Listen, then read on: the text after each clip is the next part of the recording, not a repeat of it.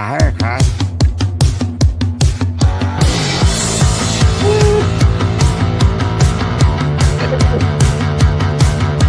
man, I can hear you, man. What was going on? I can hear you. No, I can hear you. That's what I'm saying.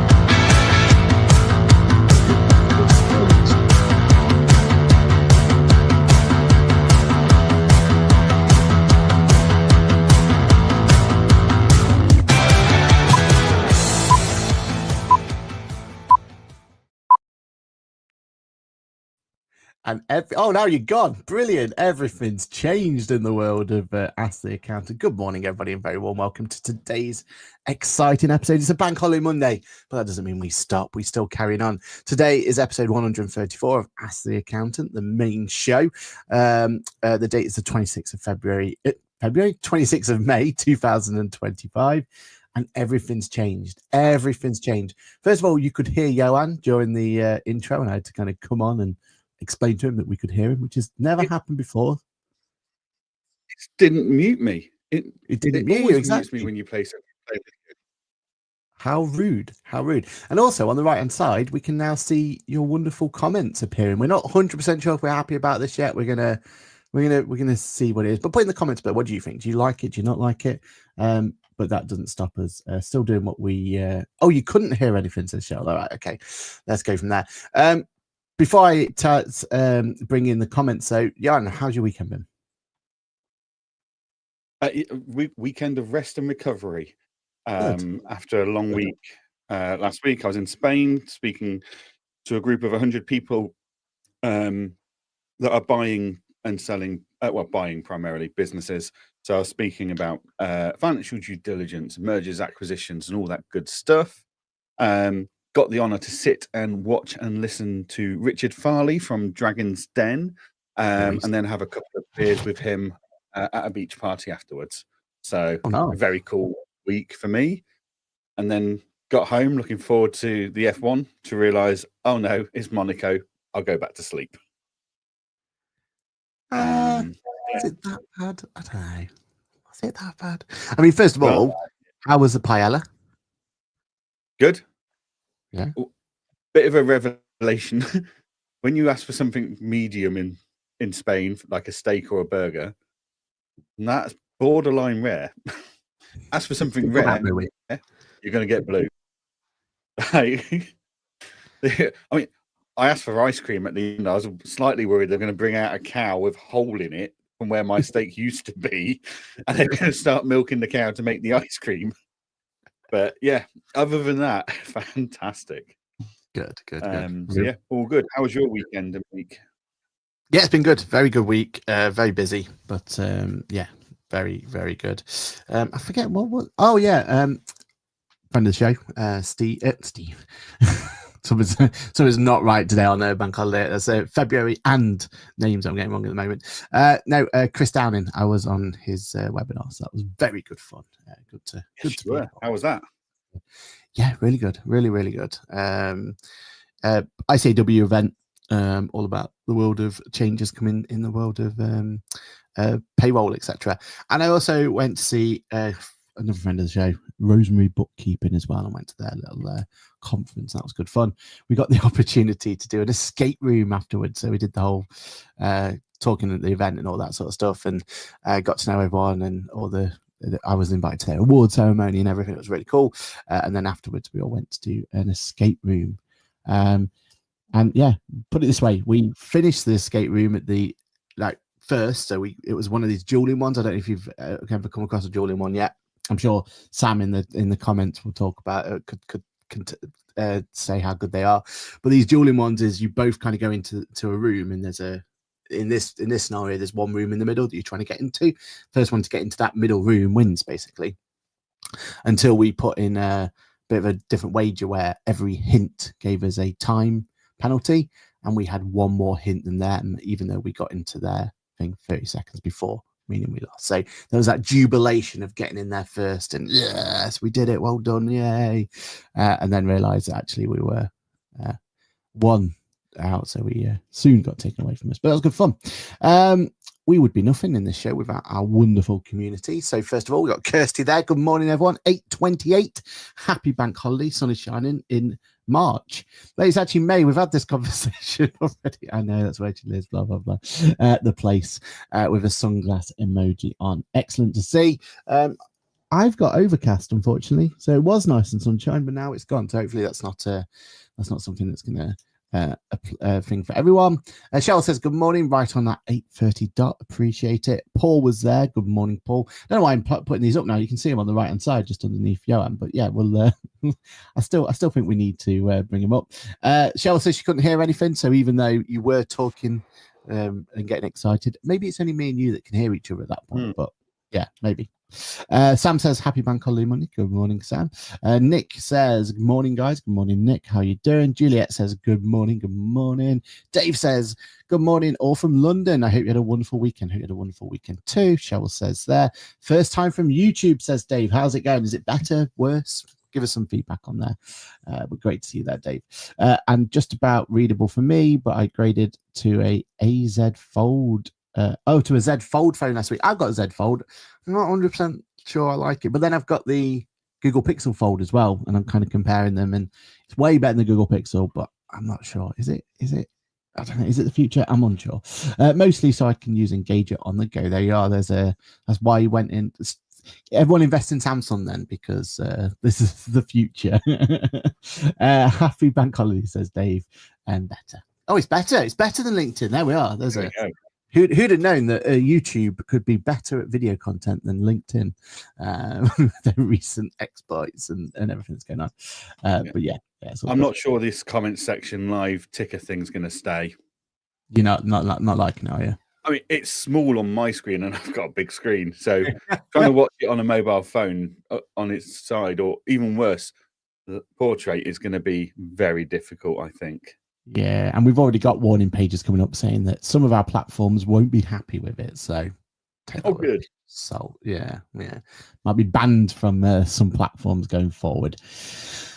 Fun times. And Sue's just jumped in with good morning, happy bank holiday, and so Steph as well. But back on Formula One, because we glazed over that. How did you not like? It's Monaco, it's the crown jewel. Bloody track parade for 73 laps. That's what it is. But this time we had some funkiness with, slowing each other down and all that sort of stuff. We still had 1, 2, 3, 4 at the end that we had at the start. Oh, we didn't. Max was there. It didn't resolve the problem. Last lap, making me nervous.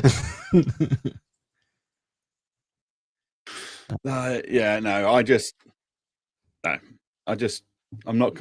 The mandatory 2 pit stop thing didn't work. It didn't solve the problem. At least the problem fundamentally can't be solved. Yeah, but then I just feel like for me, Monaco's always just going to be one of those ones where you just accept it, right? It is what it is. You can't take it off the calendar. It's too iconic, and it is what it is. It's you see behind me, I've got this amazing trophy that I won for being the fastest engager Bofix person at our Grand Prix that we did. As a racer myself, I appreciate the complexity of a Monaco Grand Prix. That's what we need to give them, is go-karts. That way they can overtake each other at Monaco. I don't know. I mean, they all keep banging on about their go-karting days. Well, let's give them a reminder once a year. Based on some of the driving I saw on that day, I don't know if they should give them go-karting, but never mind. We'll move swiftly on. Okay, so public service announcement, just to get it out of the way, a bit of a moan, only because social media at one point was absolutely a thing with it. HMRC was down. I'm sure you've all seen the wonderful screenshots of people showing off how impactful this HMRC being down was. And the service is unavailable. You'll be able to use the service from Tuesday, 27th of May, 2025, 8 a.m. My favorite comment of it is that, it looks like HMRC are actually allowing us to to have a bank holiday weekend. So I thought that was a nice touch to that one. Now, full hat moment. Is this in preparation for the new MFA solution? Is this what this is for? No. HMRC have made it very clear that they've got no timelines for multi-factor authentication. even though they've now committed in the last week to having it, if you want it. But this was planned maintenance. Like the issue they've got, right, is I don't know how well they communicated that they were doing it, but then when did you last read a HMRC email? Like, probably never. If you hadn't logged into but I don't know if they put a banner in, because I hadn't logged into HMRC all week to check for anything. So I don't know if they had a banner saying we're going to be down. And then they kind of dropped the ball on that wording, because everyone was like, oh, on social media, it's like, oh, HMRC are down.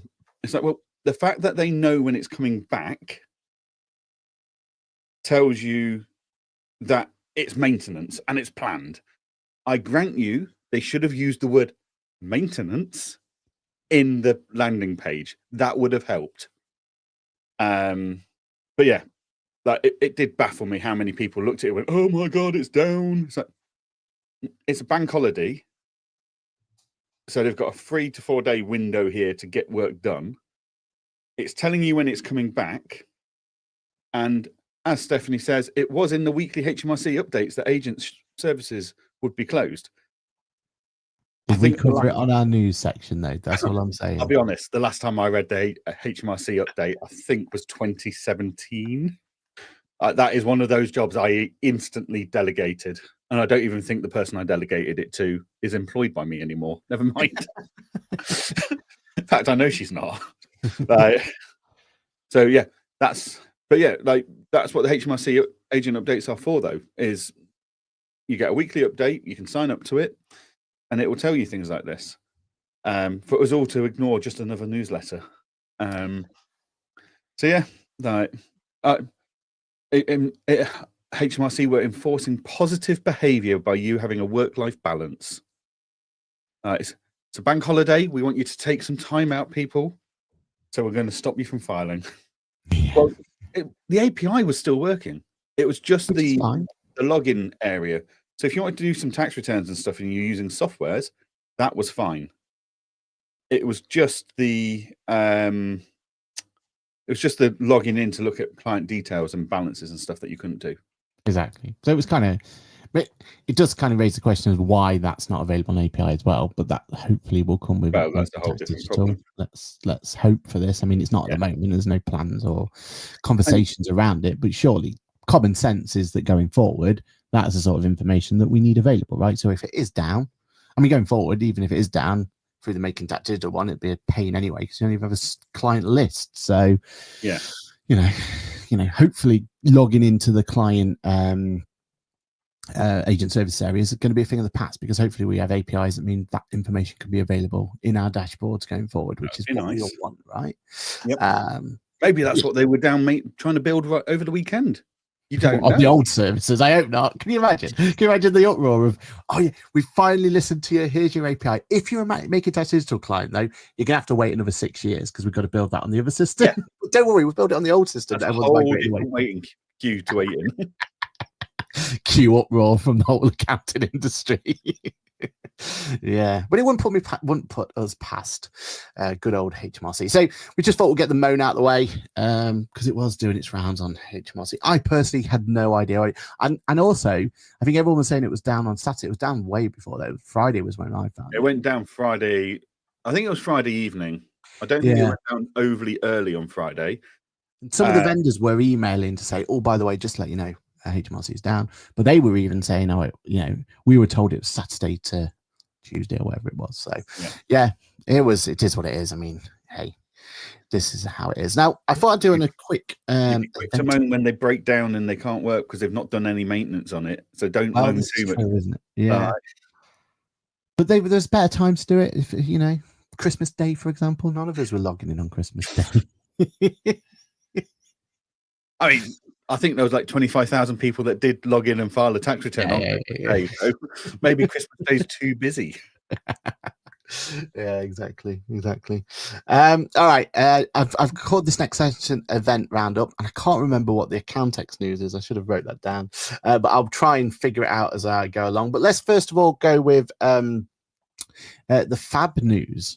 So Fab's just said that they're definitely going to be on. They put their new key speaker on, but Johann, question, and this is only a really short section. What does FAB stand for? Go for it.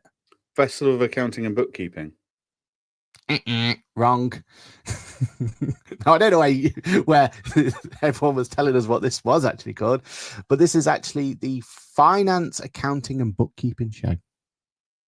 They've dropped the word festival.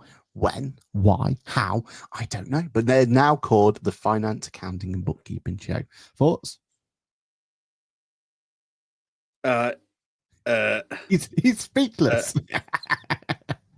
But I really liked their marketing behind that festival. 100%. Because it was a celebration, a coming together, light-hearted, less corporate approach. Yeah. And that meant they could be a bit more fun with their social media, their branding, etc. Although, if you look back at our comments over the last Festival of Accounting and Bookkeeping, one of the things we said, which this year compared to last year, was the more corporatized approach they were taking, because they'd got rid of the barrels and chairs and stuff, and they brought in the Secco Bell. Yeah, they brought in like the lines of chairs like you get in a theatre room and like a classroom and stuff. So we observed that in February, didn't we? That it felt more. It felt it'd lost its festival side a bit. Maybe the name change had already happened and we just weren't aware. No, it hadn't. It was. I've definitely seen branding where it was called the Festival of Accounting and Bookkeeping at that event. It's since February. It's changed. So yeah, it's interesting. I mean, I've got Accountex news. If you haven't, I go for yours then. But I've remembered what I was supposed to go for. Yeah. Okay. So numbers are through. Yep. Over 12,000 people over 2 days. Nice. Which, considering last year was 11,000, and everyone was gobsmacked the year before at 10,000, is incredible. Yep. It's definitely the biggest show on the calendar and on the planet, and no one's catching up with it, are they? Like, yeah, I mean, they're still seeing 10% growth. That's phenomenal. Yeah. So congratulations to Caroline and the team for hitting that number. And they seem to be going in a more finance director kind of. Yeah, I saw that. Kind of the angle they're trying to convince those people into this event as well now. Your industry accountants, basically. Yeah, they're trying to start talking more industry than practice, which is interesting. So yeah, it's odd.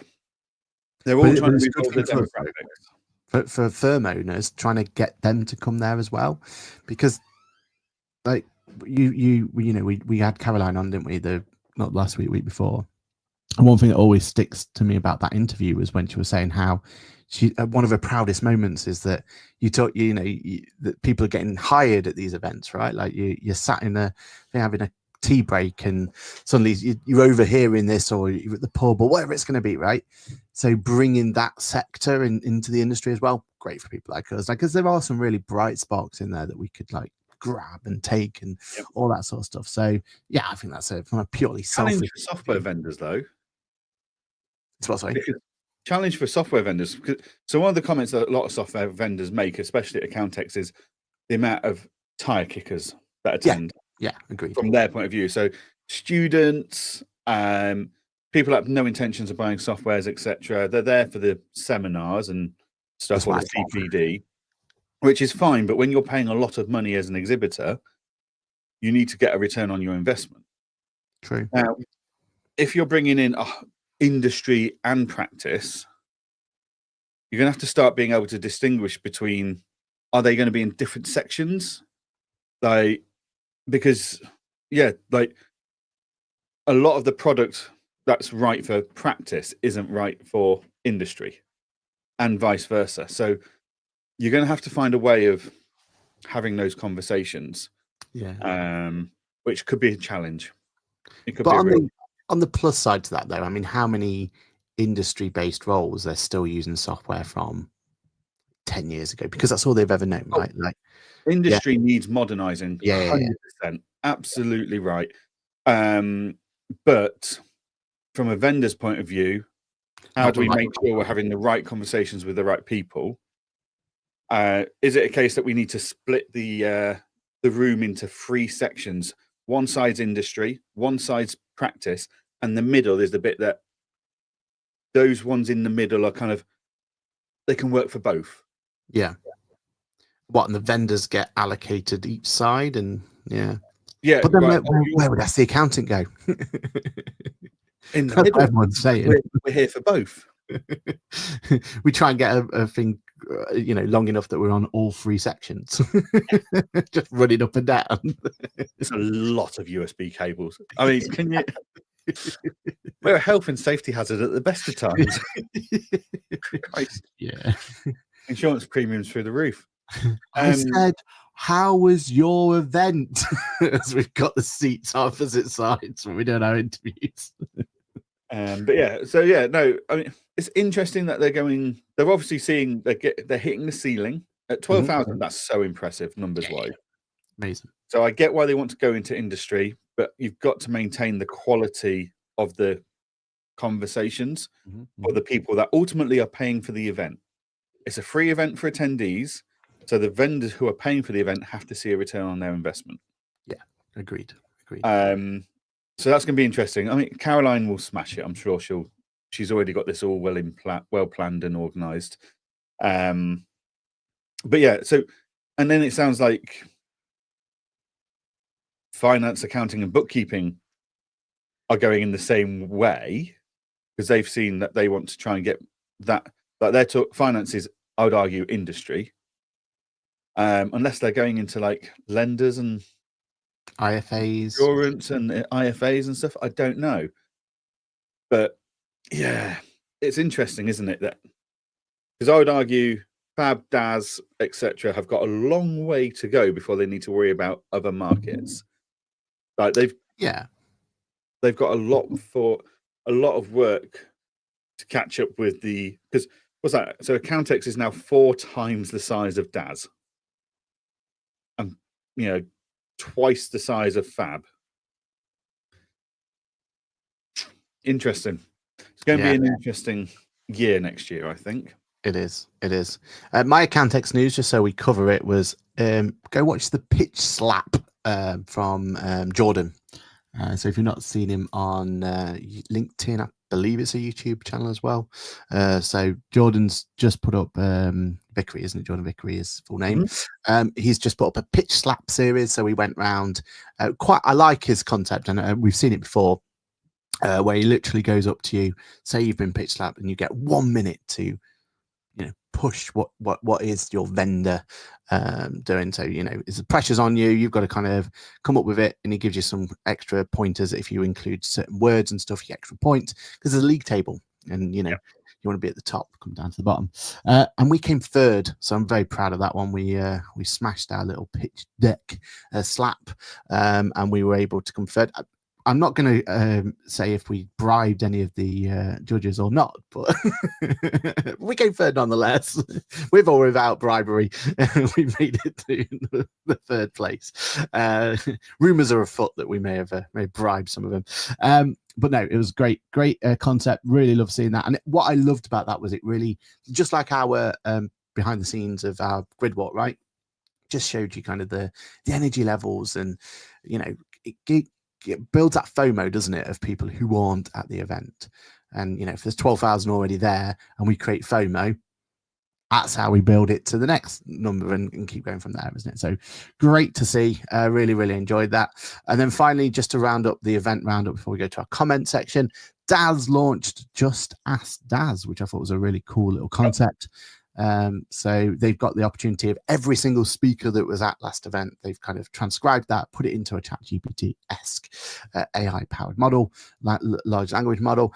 So you can then go through and ask the questions about it and kind of get those answers straight away. So I thought it was pretty cool. And for DAS, that's exactly what they want, right? If you're going to be a digital accounting show, you want to be forefront of that technology. So that was cool to see. Have you had to play around with it or seen it or anything like that? No, I saw and heard that they'd done it. And I think, yeah, great concept. You've got a huge volume of data and content. It makes complete sense that way. So yeah, I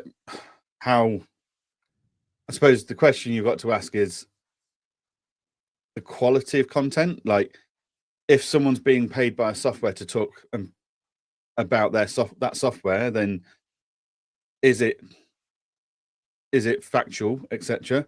And then add on to that all AI has the ability to hallucinate. It'll be interesting to have a test and a play. But as a concept, I love the idea. And if you could do the same with account text and stuff like that, great. Yeah, and I suppose your other big problem is, I mean, I know you had Adfin there to make sure everything's all right, but now you've got AI trying to find anything that you might be liable for. So... According to just asked that, you said this, so I didn't. It's hallucinating. Honest. Why have we got people recording it as well? Where I said that, and then they'll go and ask. Then it will create a video footage for me. It's like, great. Well, will it create a video? Hold that thought, because we might have stolen my next topic. Before we go on to let's see what the comments are saying. First of all, we have the cars are too big for Monaco now. I don't know if they're too big. Look, it's Monaco. It's the crown jewel. They don't call it the one of the three best races in the world for nothing, do they? So we'll see. Submissions were still going through for TaxCalc, just didn't get a response, says Paul. Yep, that's right. I did submit the one that I had problems with, but we're just guessing that they've paid their payment account. You got to trust your clients, right? Yeah, that's going to go down. That's never going to bite me ever, is it? They're coming back. There's not a chance that's going to go out in tears. They should just call us for accountants and bookkeepers. So it's now the same as all the others. So they should just call us. Oh, the F should be for accountants and bookkeepers.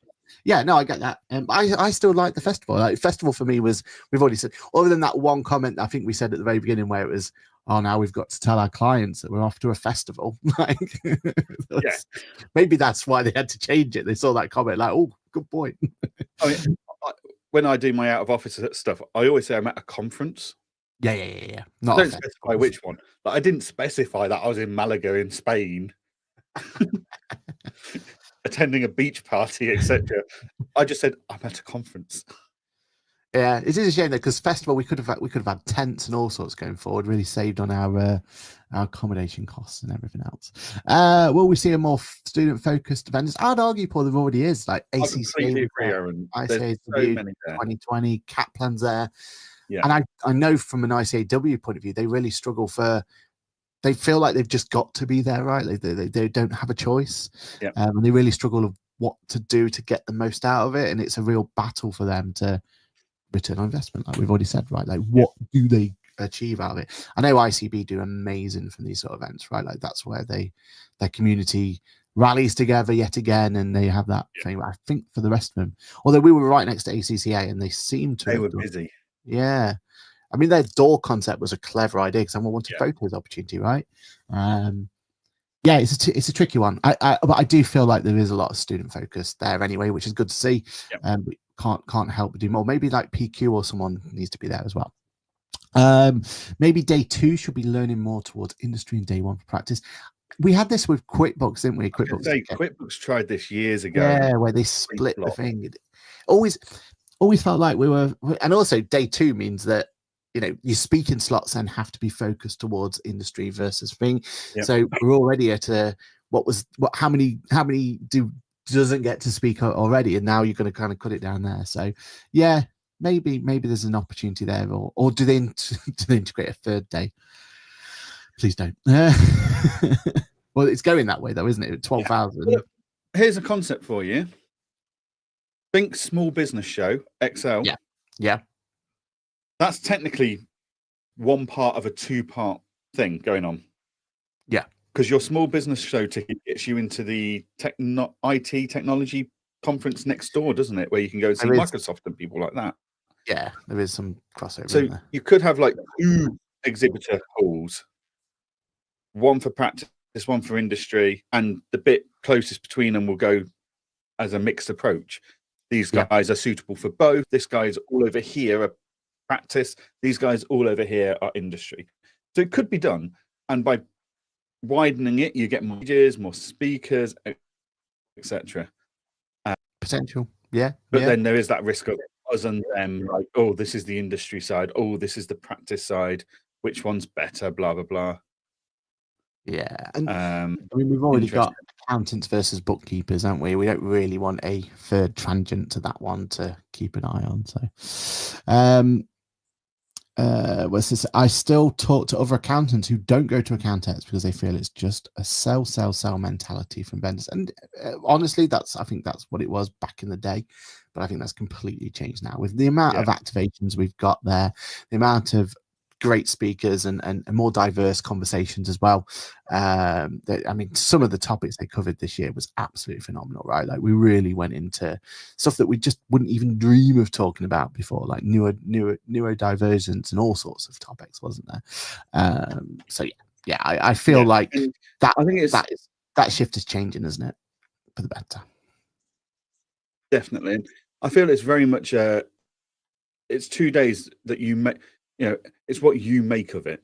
So if you decide I'm not here to be sold to, just go to all the sessions, go to all the speakers. You're going to get new vendors who are unaware of how this works, and so people like Sage, Xero, and everyone, and QuickBooks and stuff. They know doing demos, questions, getting a huge team of support and customer success there versus a team of sales is more important, and it adds value to their stand. Whereas you're going to get the new ones that are stood there trying to give you a leaflet as you walk past and stuff that they're just learning basically. But overall, it's the day is what you make it. And if you've ended up just getting sold to all the time, then and you wanted to go and learn, then well, go and learn. Like focus, focus and deliver. Like plan ahead. Right, these are all the speaking slots ones I'm going to go to. Your calendar, set your alarms, and go. Like, I think it's a lot less salesy and a lot more informative and educational than it ever used to be. I think Caroline's done a really good job there. Yeah, they've absolutely nailed it in that respect, haven't they? And then finally says, Steph says, day 2 is so much quieter than day 1. And that's how it's always been. But it's never been as quiet as, what was it? Accounting Web that year? Accounting Web Expo, day 2. Oh, that you could drop if you remember back to then, you could drop a pin and hear it one side of the room to the other, couldn't you? So, yeah, it is quieter, but it again, when there's 12,000 people through the door, it's still better than most can achieve, isn't it? Definitely. I mean, I remember Accountex Scotland. Like, this is 2018. Was it 2018? 2018. They thought, right, we'll do one in Scotland. That'll be good. Think the size of Accountex London in Scotland, in Glasgow, 150 people over 2 days. Like, it was awful. But yeah, that never happened again. Yeah, we can understand why. Right, let's. We were worried we were going to be an early finish today, but we have a few more topics to cover and some really exciting ones. So let's crack on with them. Big news of the week for both me and you was OpenAI. So people behind ChatGPT have made a very important acquisition. £6.5 billion spent. You have to do the old billion when you say it. And they've bought Johnny Ives and company. Well, is it Johnny Ives' company? It's not that Lovecraft or what it's called, is it? But they bought one of his companies. So for anyone who doesn't know, Johnny Ives.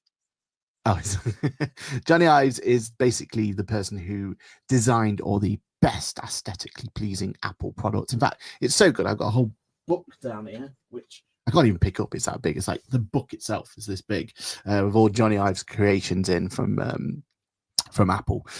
So if you think like the more iconic, the iPod Touch, and the iMac and all those sort of things was his creation. And OpenAI have just acquired his company for £6.5 billion.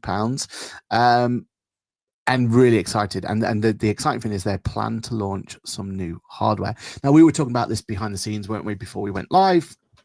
My first reaction is I feel really sorry for that company that you really like, that Plord AI, with their opportunity to do those little pendants that you've got, and that was one of the talking points of Accountex, right? Like you had people, what's that? How's that work? Blah blah blah. Yeah. So tinfoil hat moment, but if they're going to go into the hardware place, they've probably got something even more exciting up their sleeve. But you'd imagine a note-taking device of some description has got to be on the cards, right? There's got to have that opportunity to be there. Some sort of wearable as well is another rumor that they've kind of brought into play. You mentioned the fact that potentially phones as well. This is exciting, right? You've got probably one of the most exciting pieces of software. Well, easily the most exciting piece of software we've had in years. Adoption rate and all that, smashed all those records, right? Teamed up with one of the most exciting hardware, at least from an aesthetic point of view, person that's ever been able to kind of be around. Match made in heaven, right? So, and a lot of people have said this is Apple's doomsday. I don't quite believe that. I think there's a world where both of them were run hand in hand, no problem. But what's your thoughts on it? Go for it. I mean, I've said for a long time that ChatGPT properly baked into a device, like properly baked into a device, could be incredible. Yeah. And but the only way they're going to get baked into a device properly is by being either doing their own thing or being owned by Apple, Google, etc. I mean, technically, Microsoft's got an ownership share in there, but you can't bake something into a crap device to start with, can you? I mean, they can't bake in their own OS software, never mind anything else.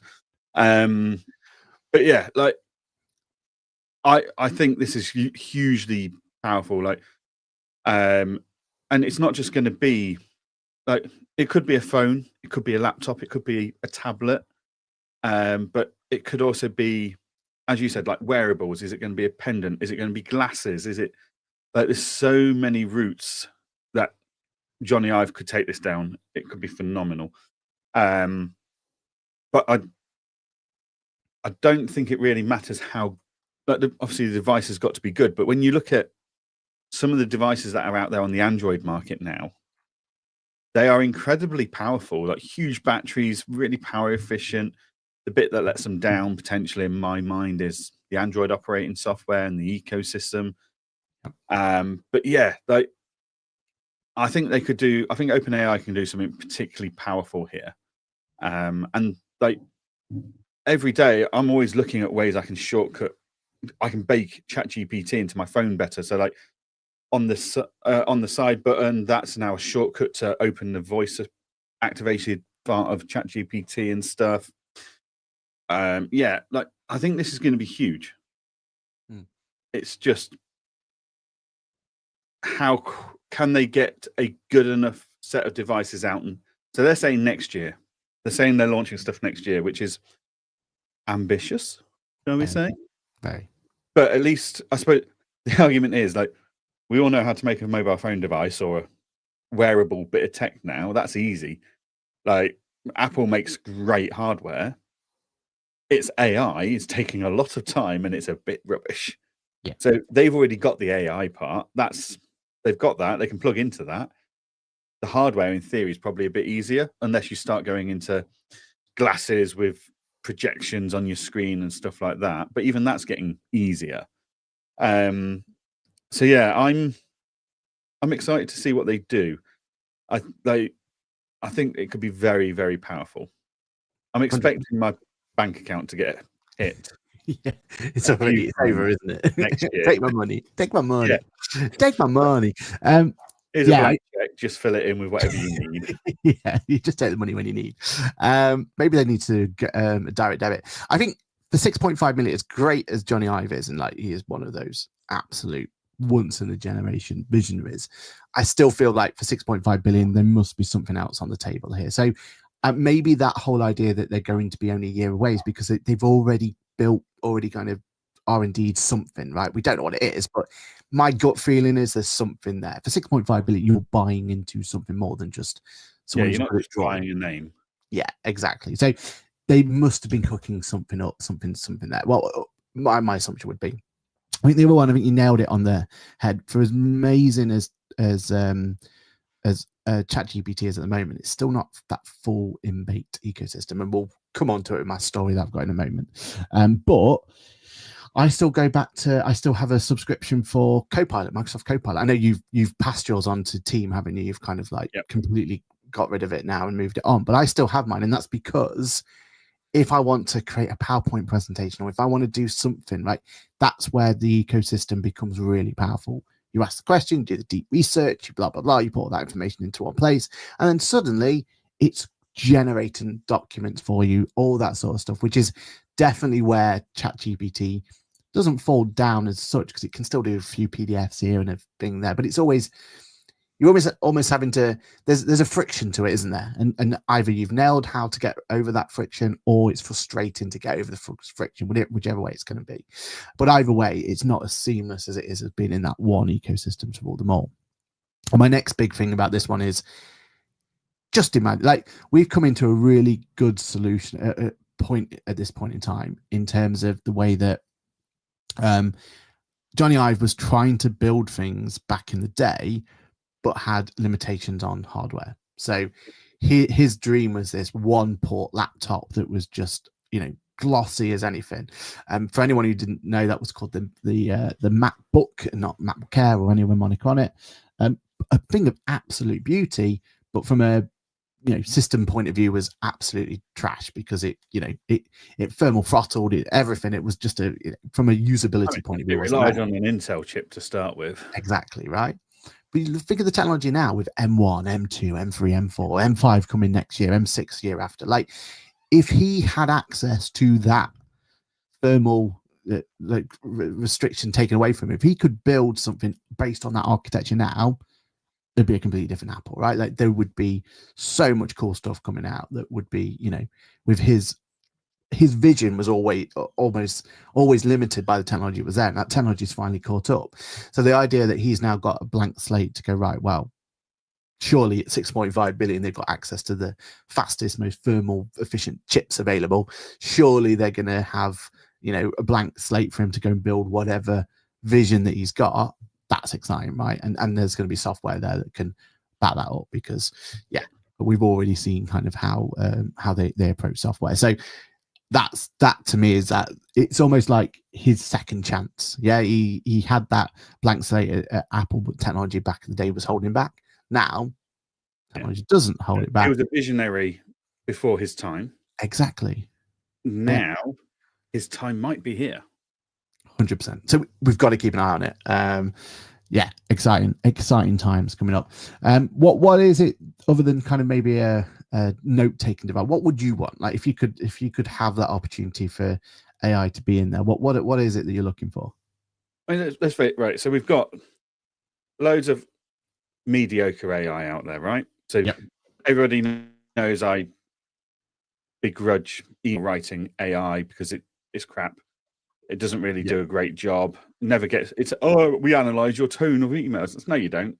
I can tell you don't, because you've 5-page document as a reply to an email that I'd have done in 5 words, and like the wording's completely out, and personality, etc., is completely wrong. So I think if ChatGPT had access to everything, like AI is powerful as what it has access to, okay?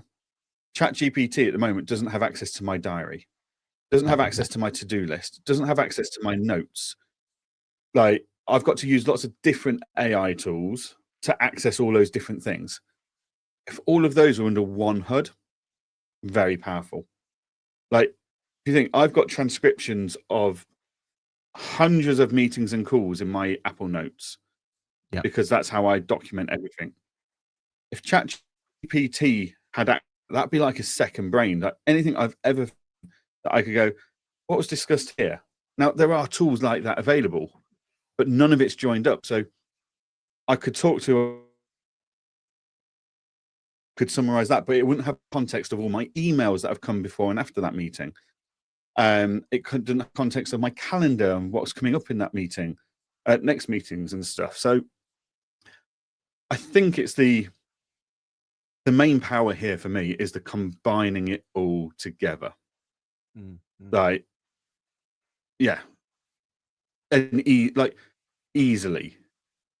Like, I don't want to have to go out, spend, like, I never got on with Zapier, for example, because in theory Zapier works, but actually the real power in Zapier is once you understand it better. So Ash at Engager is far better at linking everything up using Zapier than I'll ever be. Mine is too basic. Like, my understanding of Excel is very limited compared to yours. So actually the functionality and the benefit I get from Excel is limited. Whereas something, and it's all there ready to go, I think it could be a really powerful tool. 100%. Yeah, and I just can't wait to see what they bring to that wearable space, because I think I've bought the Apple Vision Pro, I've bought the Meta Quest, I've bought, all of those, the Meta Glass and everything else, and they're all brilliant, but they've got their flaws and their and things holding back. Where I just believe that this whole idea that a Johnny Ive product that is aesthetically pleasing and built just to work with their software on board is going to be great. I'm scared about the idea of them doing a phone, but I can see why people are excited by it. But I don't know. Is there a room for a third competitor in that space? Because they're going to want to own their OS, right? They're going to want their own operating system. They're not going to settle for an Android clone or and Apple definitely won't just let them go and build their own Apple products, right? iOS. So yeah, it's going to be interesting. Great segue here by Zoe. So hello to Zoe, and she says, you could do this with an AI agent. What do you think about building agents? Great segue there for us. But before we go to that segue, I think we're all going to be building agents really soon. Zapier has an agent tool now. It's understanding that the trigger is to start the process. Yeah, exactly right. And AI, agents was the star of the show in the Google I/O and the Microsoft Build events that were both happened this week. Definitely from the Microsoft one, that's all they talked about was agents, like agent this, agent that, agent everything else, and it's kind of become that new buzzword, hasn't it? That it's not just AI now; it's AI agent, and what could your agent do? I think Zoe's absolutely spot on about the idea of what do you think about building agents, because accountants, bookkeepers were slow adopters. That's always been the case because of regulation, because we've got to be careful of the data and everything else. But once we've nailed the idea of a true proper AI agent for accounting and bookkeeping in some capacity, whatever that's going to be, then that's really where this is going to, for our industry, we're going to start going to the next level, right? And your Intuits of the world, your Jaxes of the world, like they're trying to build that concept. But I do think that for us as a mere just practice owner, we need to start embracing it. We need to figure out like how that's going to come into it and come into play, because at the moment we're just on that surface, aren't we? Like me and you we feel like we're pioneering and we feel like we're doing things but we're only scratching the surface of truly what this could be, right? And go from there. And agents, or creating a dedicated agent for that, is definitely the future. Go for it. Yeah, like I think my issue with agents at the moment is that it's a bit of an evolution on Zapier, and I fell out with Zapier many years ago because it's, instead of having just one thing working, you've got lots and lots of things talking to each other. Yeah. All it takes is one thing to break, one change in an API, and that's it. You've got to go back to scratch and try and work out what's gone wrong where. And sometimes you don't spot it's gone wrong. You're not aware of it's going wrong. Like, it's so time consuming that I'd rather just have, like, I love Claude because it works. It records my meetings, my calls, etc. It covers all bases, whereas other tools don't cover all bases for me. Yeah. So I use Claude because it covers all bases. I tell it to record, it records, it transcribes, it summarizes, it gives me action points, it gives me everything I need. At the moment, I then put that into Apple Notes, so I've got this huge database of notes building up. Like, in theory, I can then tell ChatGPT to go and read this and use it as a data. But all it takes is one little change at a software company, I suppose, because I've got I deal with Engage all the time. I know how easy we can throw off So the reason we've not done a Zapier API at the moment is because we know it's so easy for us to break that Zapier API every time we do an update. Like it requires, the requirements are different, and you need to reconnect things and stuff like that. That actually, if we're doing agents or Zapier, that's the risk. Yeah. And I just want it to go, no, I'm baked in. Here's your notes. Here's your note database. Here's your files database. I can see all that data. You ask me a question, I can see into that. Or, Johann, you've got a follow-up meeting today from a meeting you had 2 weeks ago. Here's a summary of those notes from 2 weeks ago, because it can see it all put together. I don't want to be going around trying to build stuff. I just want it to be done for me. I'm not the expert here in building stuff. But I would argue, though, that that's where like when Zapier first came onto play, you were right. Like you had your Ashes of the world. I played around with it as much as I can. You know, like people were taking that expertise and building on it, right, and then building really successful business out and consultancy and all that sort. And that's where it comes from, isn't it? Like nothing in this world we just learn off the top of our head. We learn and we perfect our skill and we sharpen our sensors and we figure it out. And you know, and you'll have some people experts, some people kind of working it way. And that's where the world of YouTube and everything else becomes so powerful, isn't it? Because then we can learn off one another and teach each other and everything else. Stephanie says here, there is a couple of AI agents, bookkeeping, accounting, development moment. There is, and they are amazing. But I think the way this is going to work is we have a Boffix agent that works for the Boffix way of doing it. And then there's an ABC and an OnPoint. And like we've got to develop our own agents to work with, because we've all had our own. Like we've got to where we are now because we've got our own vision, our own way of doing things, our own ethos, our own. It's the same. Instill it into our team, right? We need to instill it into our agent as well. Yeah. So with all of these things, it's a teaching thing, right? So there are tools out there that are agents, AI agents for bookkeeping, etc. But when you actually speak to those software vendors, so you know, we're going to need. We'll be doing the work manually for X amount of period, or we suggest you outsource the work to us so we can then, or you've got to spend hours teaching it learns. What I need is an AI tool that comes, observes what we're already doing and learns for itself and then does the work. Yeah. It's that teaching part that needs to it needs to have been that we work to, or it needs to have the ability to observe and learn and teach itself and evolve. Because you could teach an AI agent to do. So let's say you taught your AI agent how to go into auto entry, process all that information, etc. Yeah. Then a new tool like Apron comes along. Okay, I'm now going to have to teach the agent again how to do all of that. And so it's a constant evolving thing, whereas you kind of, I'm not convinced yet that the cost, both in the softwares and the time requirement, is going to result in a good enough efficiency and time saving so far. Like every AI bookkeeping kind of tool I've looked at the implementation time, the effort it takes to get it to do what we want it to do, and the cost of the software, which is not cheap, and gone, actually, to recruit somebody, train them, and have their work for now, there's no cost benefit to using AI in some of these cases. Yeah, and I feel like the future is going to be you're going to start your AI agent of whoever that's going to be, and you'll name it whatever you want for your practice, based on what you want.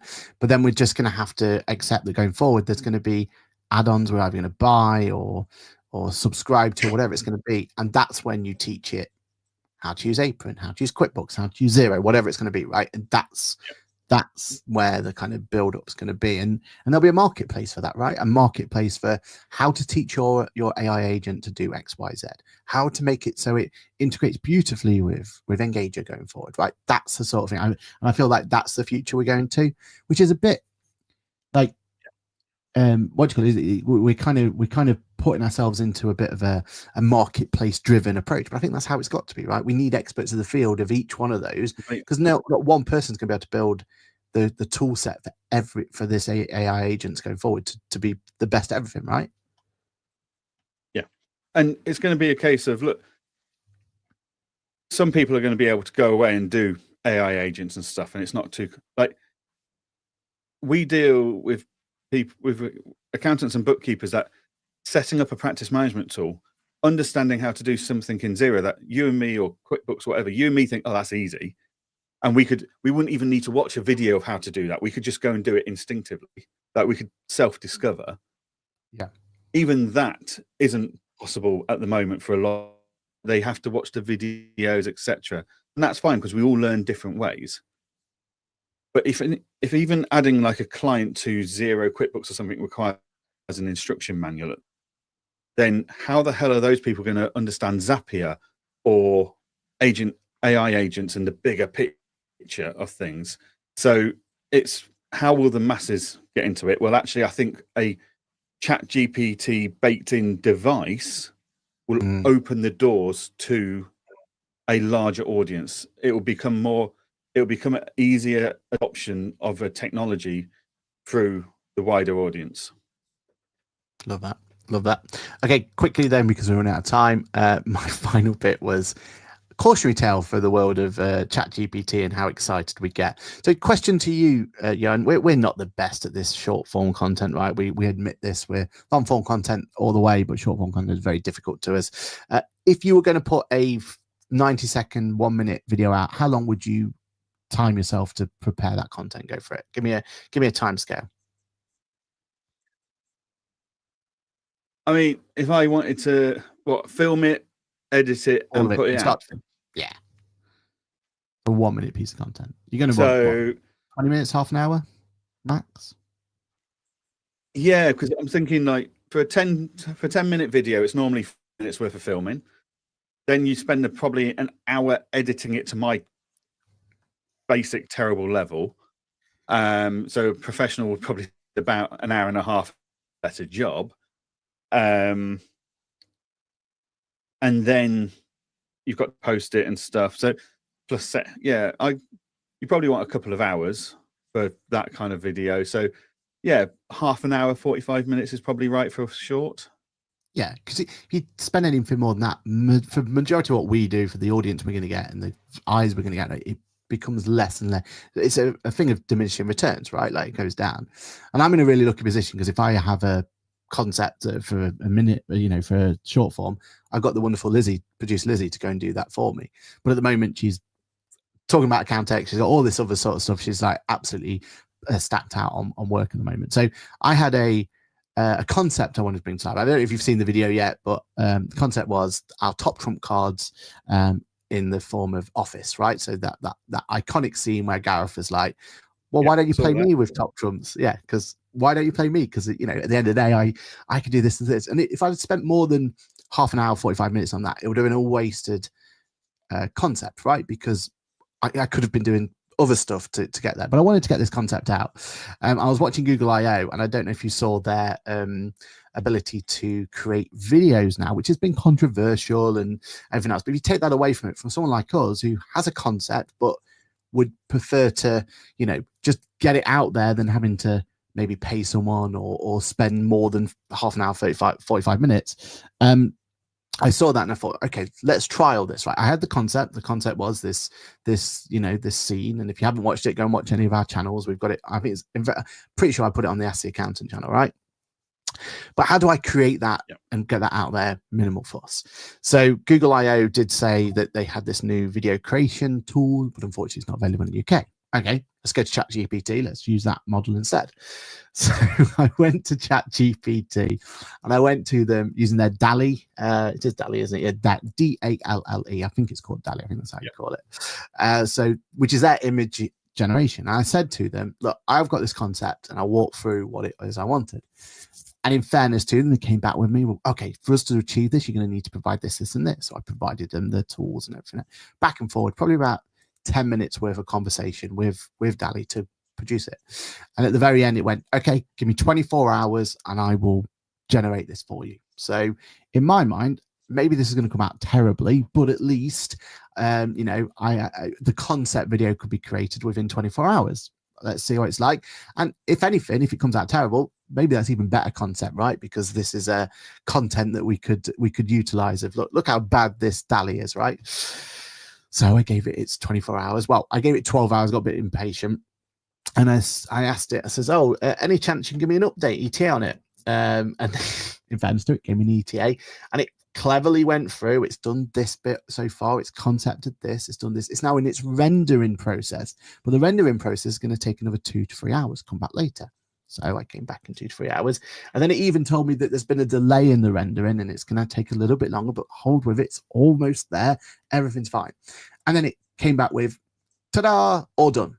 Now, the only slight problem with this ta-da, all done was it didn't give me the preview in the app or anything like that. It said, everything's done. Right. Give me a link and I'll upload it somewhere for you. So I gave it a Google link, gave it that. Oh, sorry, ChatGPT is unable to put this into Google. All right, okay. How do you want this link? Oh, just give me a WeTransfer. So I set up a brand new WeTransfer account because mine had expired, blah, blah, blah. Gave it a WeTransfer account. Oh, sorry, we can't do it to WeTransfer. Okay, so how are you going to give me this project that you've just created for me, like this video, right? Give me an email address. We'll email it you. So I gave it an email address. Didn't email it me. And then I asked the question, ChatGPT, have you actually generated this? It came back with, no, I don't have the capability of creating videos, but I wanted to go through the process of if you'd have given it someone else to do, what their timeline would have been and how they would have been able to generate it. So I lost 24 hours completely duped by this chat GPT. And I'll try and get like the transcript up at some point on socials and stuff. But yeah, it was just the way it was so confident in the fact that it was like, yeah. You know, we're so close now. Give me 2 more hours. Give me 30 minutes, and it will be done. Give me this link, and I'll provide it to you. It had no intention of ever doing this, and it completely sold me down this river. Completely got me like excited about this project it's going to do and everything else. And in the end, I had to generate it myself. So the end result is me building. It's like a non-recurring video editor, isn't it? Like it's no different to a video editor promising you, I'm on it, I'm doing it. Yeah, my software's not working. It's no different to a human interaction. But it was the fact that it was so like I've got it in front of me now. It's like, oh yeah, don't worry, it's looking good. Blah blah blah. It's almost here. Everything else. At no point was this AI ever going to tell me, unless I asked the question, was it ever going to tell me, no, it can't achieve it? No, it can't do it. It was just almost at my expense, just happy to have fun and play, take me down this river and just think, and this is a harmless piece of work, right? Like if it didn't get built, who cares? But imagine this was actual, we built these AI agents and they just can't be bothered to deliver it, or they're not capable of. And instead of telling you they're not capable, they'll just string you along. So, yeah, I'm really happy with the end result. I mean, the end result's come out well. I used some of the new features within Final Cut Pro, and we used a bit of things to speed it up. And there was a bit of AI involvement in there anyway. So actually, it didn't take anywhere near the time I was worried it was going to take me to kind of generate that 1 minute piece of content. But the fact that ChatGPT literally was telling me time and time again that it was there, and it had the cheek to tell me updates, like literally, like oh, don't worry, it's going to be. All had employees like it. Yeah, I'm working on this set of accounts. It turns out they got stuck on something and they didn't know how to do it, and they just thought they'd work it out, and then it all comes undone. It's like, yeah, great. But the cheat to tell me there's been a delay, and do you know what I mean? Like, oh, I'm really sorry. My original employees do it. I'm going to keep going back to this. Like, we've all had employees. I'm just a bit behind. I got distracted by a phone call and stuff. Don't worry, I'm on it. To find out, actually, they were stuck. They didn't know how to do it, and they were just trying to save face. Yeah, 100%. And I think stories like this, we've got more of them. bit of a public service announcement before we go, though. We are looking to do a brand new series for Ask the Accountant called the Ask the Accountant Watch series. So our first watch series is going to revolve around MTD, where we want to deep dive into how we're dealing with MTD, etc., etc. And also, my big excitement for this watch series is to look at the individual software and what their offerings are going to be and how you can bring it into your service and stuff like that. But also, we've already talked about Ask the Accountant watch series based purely on AI as well. And I think stories like this are exactly what people want to listen to, right? Of where literally you think, because I was so excited. I was like, I've just nailed this, right? I was thinking to myself, right, well, don't need producer Lizzie no more. She's gone. This is exactly why I'm not convinced AI agents are ready yet. Yeah, we've got because they've got to be more honest with us, right? They can't keep leading us down this path. Come back in 24 hours, it'll be done for you. You know what I mean? Yeah. So yeah, it was interesting times had by all on that one. But I thought it was just the fact that I was so smitten at one point, like this is it. And you know, because it was literally before I went to bed as well, it was like, just give me 24 hours, it's done. I was like, oh, you know, I'm gonna wake up and it's pretty much done. You know what I mean? How naive was I? Johann, anything you want to talk about before we leave the show? Anything your end? No, I've got a week in the office, which I'm looking forward to. Got lots to get on with, things to catch up on. So looking forward to that before a week down in Reading with the tax calc team next week. Yeah, Steph says this is the problem I've had with ChatGPT over and over again. Maybe we need to find a way to capture these stories for our Ask the Accountant Watch AI series, because yeah, I think we've all got some tales to talk about of how it's gone really right for us, but also very, very wrong for us going forward. Brilliant. All right, and that's it. Thank you everyone for watching the Ask the Accountant on a bank holiday weekend, on a bank holiday Monday. Really do appreciate. But if not, then make sure you listen live to us on the Wednesday. Next week, same normal, back to normal. So looking forward to that one. And that's it. I will say goodbye now, and it's a goodbye from me and a goodbye from me. Cheers everyone, see you next week. Bye. Bye.